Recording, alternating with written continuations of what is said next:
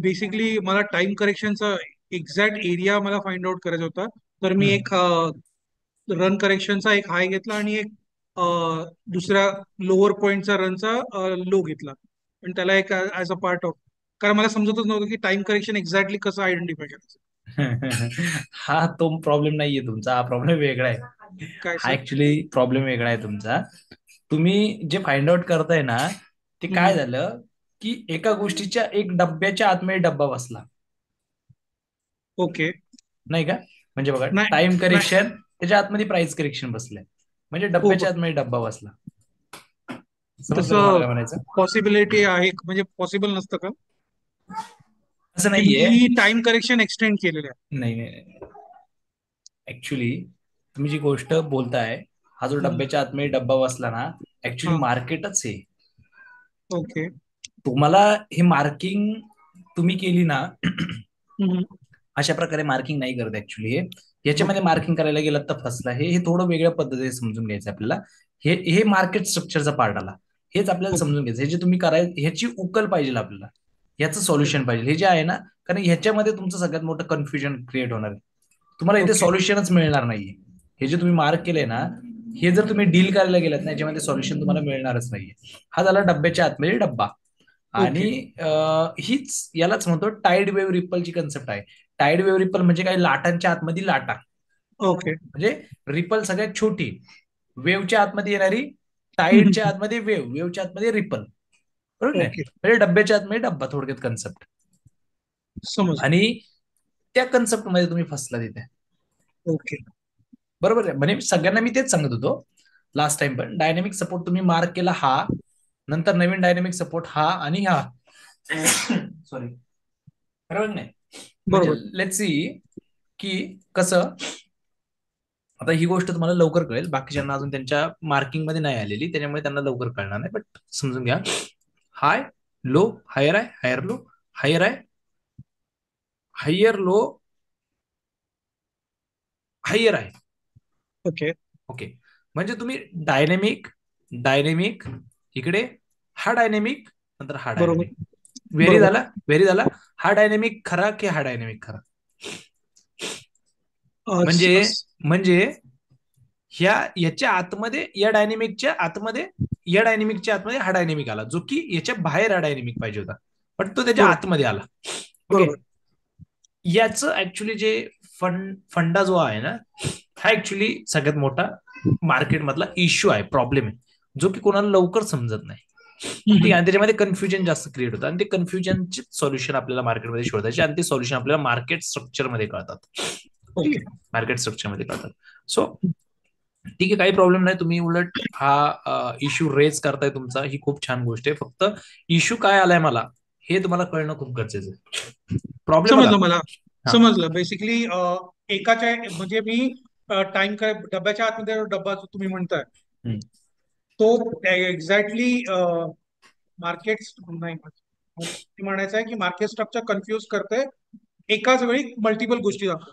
Exactly, exactly. म्हणजे तुम्हाला show करते मल्टिपल थिंग्स, हो. बट तुम्हाला कळत नाहीये याच्या कोणत्या पॉइंट वरती मी बोट ठेवू. ओके.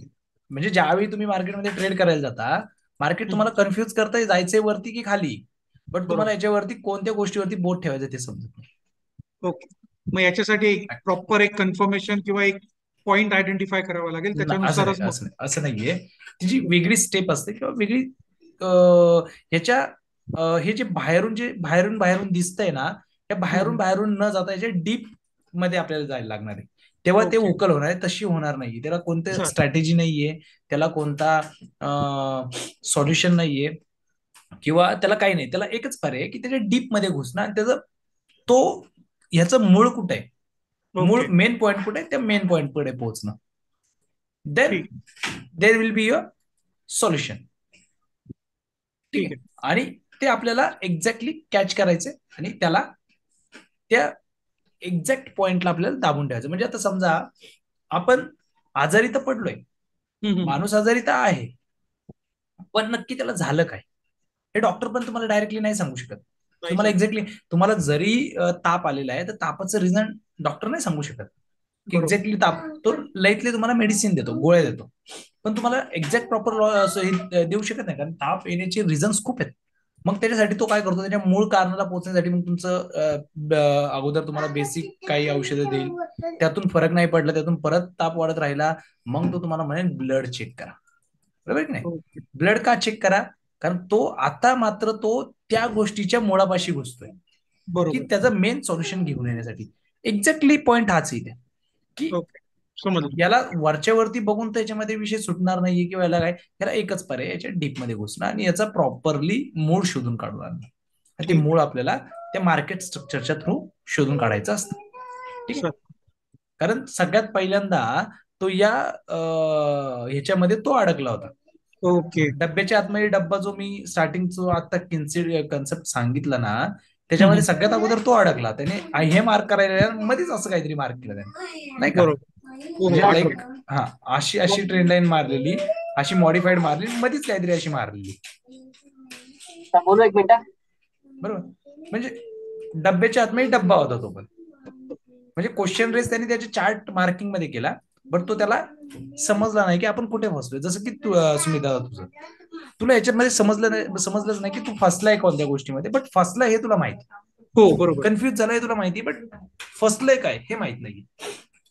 सो कधीही असं आपण म्हणजे करेक्शनच्या आतमध्ये करेक्शन घेत नाही, याला येतं, ते जनरली येऊ शकतं, बट त्याचं सोल्युशन आपण नंतर बघूया. बट एक लक्षात ठेव, ज्यावेळी निगेटिव्ह ट्रेंड मार्क करतो त्यावेळी पॉझिटिव्ह साईडला रन साईड नसते तुझी.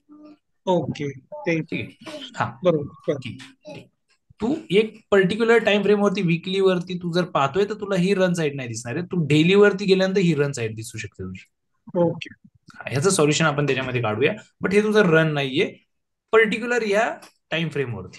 म्हणजे तू ठीक. एक मोठी लाट बघतोय, समुद्रामध्ये एक मोठी लाट आली, तू एकदम खोल पाण्यामध्ये आहे, तुझं जहाज आहे मोठं, आणि मोठी एकदम खोल लाट आली, तर त्या हम्म. मोठ्या लाटेसमोर तुला छोटे छोटे लाटा दिसणार आहे का?